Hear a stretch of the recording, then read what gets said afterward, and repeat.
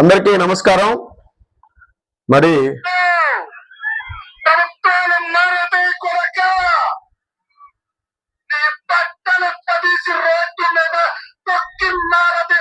పవన్ కళ్యాణ్ చెప్తారు కదా, అలాగే తొక్కి నారదిస్తారు కొరక. ఈయనెవరో ప్రశ్న రావనంట. మరి మొన్నటి వరకు ఈయన ఎవరో కూడా తెలియదు. గత వారం రోజులుగా సోషల్ మీడియాలో ఈయన మాట్లాడినటువంటి మాటలు, ఈయన అరెస్ట్ చేస్తే ఈ విధంగా మాట్లాడితే అరెస్ట్ చేయరా? ఖబర్దార్, గుర్తుపెట్టుకో ప్రశ్న రావణ్. నీకు మద్దతు ఇచ్చేవాళ్ళు కానీ వైసీపీకి మద్దతుగా మాట్లాడుతూ నువ్వు కులాల మధ్యలో చిచ్చులు పెడతావా? మతాల మధ్యలో చిచ్చులు పెడతారా? పవన్ కళ్యాణ్ గారిని నీ ఇష్ట ప్రకారం నీ నోటుకు వచ్చినట్టు అవుతావా? నువ్వు మాట్లాడుతూ ఉంటే చూస్తూ ఉంటావు మేము. రాజ్యాంగబద్ధమైన పదవిలో ఉన్నాడు పవన్ కళ్యాణ్ గారు, గుర్తుపెట్టుకో. ఉప ముఖ్యమంత్రి రాష్ట్రానికి. అలాంటి వ్యక్తిని పట్టుకొని నీ ఇష్ట ప్రకారంగా నువ్వు మాట్లాడితే నిన్ను అరెస్ట్ చేయరా? ప్రశ్నిస్తున్నావు నువ్వు. ఏం ప్రశ్నిస్తున్నావు నువ్వు? ఏం ప్రశ్నిస్తున్నావు? పవన్ కళ్యాణ్ గారు ఆ రోజులు ఏం ప్రశ్నించాడు? చొప్పు చూపించాడు. ఎందుకు చూపించాడు? పవన్ కళ్యాణ్ గారిని వ్యక్తిగత విమర్శలు చేస్తాను, పవన్ కళ్యాణ్ గారి పార్టీని తిడతాను, వ్యక్తిగత విమర్శలు చేయలేదు పవన్ కళ్యాణ్ గారు, గుర్తుపెట్టుకో. పవన్ కళ్యాణ్ గారు ఆ రోజున వాళ్ళ ఫ్యామిలీని, చంద్రబాబు నాయుడు గారి ఫ్యామిలీని పవన్ కళ్యాణ్ గారు ఇబ్బంది పడ్డారు కాబట్టి ఆ రోజున మాట్లాడారు, చొప్పు చూపించారు. ఈ రోజున పవన్ కళ్యాణ్ గారు ఒక నిబద్ధతతో పనిచేస్తున్నాడు. మారుమూల గ్రామాల్లో అభివృద్ధి చేస్తున్నాడు పవన్ కళ్యాణ్ గారు. మరి ఈయనకు మద్దతుగా ఒక ఆయన ఉన్నాడు, జస్ట్ ఆస్కింగ్. ఈయన ఆస్కింగ్ ఏంటంటే ఓన్లీ పవన్ కళ్యాణ్ గారి మీద జనసేన పార్టీ, ఇంక వేరే వాళ్ళని ఆస్కింగ్ లేదనమాట. ఈయన దక్షిణ భారతదేశంలో ప్రముఖ నటుడు, ఈయన ప్రకాష్ రాజ్.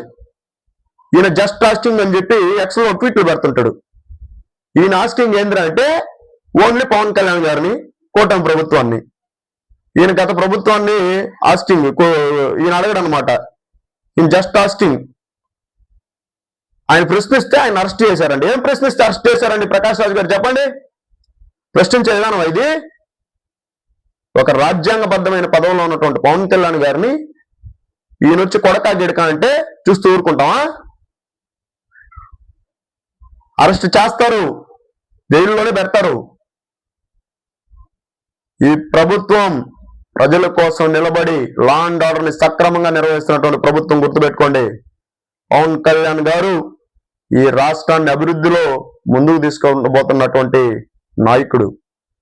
మారుమూల గ్రామాల్లో అరకు లాంటి పార్లమెంట్, కనీసం అలాంటి ప్రదేశాల్లో కూటమి ప్రభుత్వం పార్లమెంట్ కూడా కైవసం చేసుకోలేదు. అలాంటి ప్రదేశాల్లో కూడా మారుమూల గిరిజన ప్రాంతాల్లో వెలుగులు నింపిస్తున్నటువంటి నాయకుడు పవన్ కళ్యాణ్ గారు. అలాంటి నాయకుడి గురించి మాట్లాడితే మేము అందరూ చూస్తూ ఊరుకుంటాం అనుకున్నాం. ఖబర్దార్ వైసీపీ నాయకులారా, గుర్తుపెట్టుకోండి.